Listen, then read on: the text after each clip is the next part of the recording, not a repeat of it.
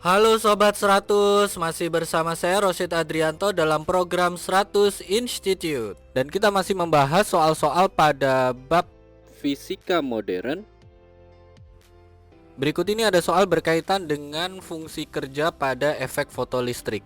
Simak soalnya baik-baik ya. Jadi pertama-tama Sobat 100 cermati dulu gambar percobaan penyinaran suatu lempeng logam dengan cahaya berikut ini. Jadi ini ilustrasi gambarnya. Di sini ada cahaya menyinari logam, yang mana logam memiliki fungsi kerja sebesar W0. Keterangan berikutnya, jika fungsi kerja logam adalah 2,1 elektron volt dan cahaya yang disinarkan memiliki panjang gelombang 2500 angstrom dengan konstanta Planck adalah 6,6 kali 10 pangkat negatif 34 joule second, dan 1 elektron volt itu adalah 1,6 kali 10 pangkat negatif 19 joule. Pertanyaannya, panjang gelombang maksimum yang diperlukan untuk melepas elektron dari logam adalah berapa meter?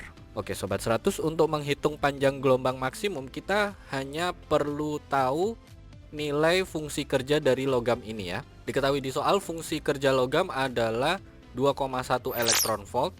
Karena ini satuannya masih elektron volt, Sobat 100 ubah ke satuan joule ya. Caranya adalah nilai 2,1 ini kalikan dengan 1,6 kali 10 pangkat negatif 19.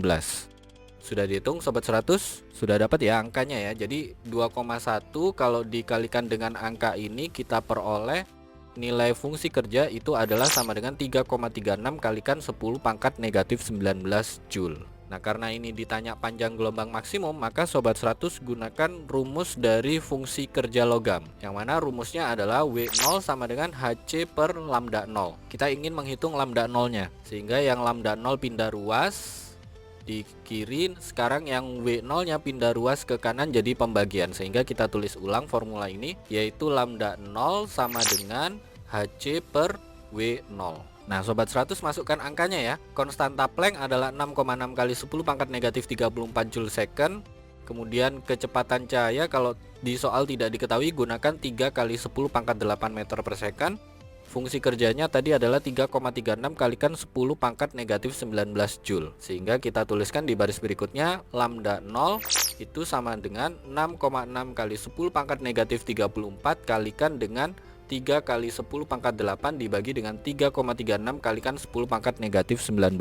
Nah ini silakan Sobat 100 hitung ya. Kalau kita sederhanakan, 3 per 3,36 ini sama dengan 1/1,12 ya.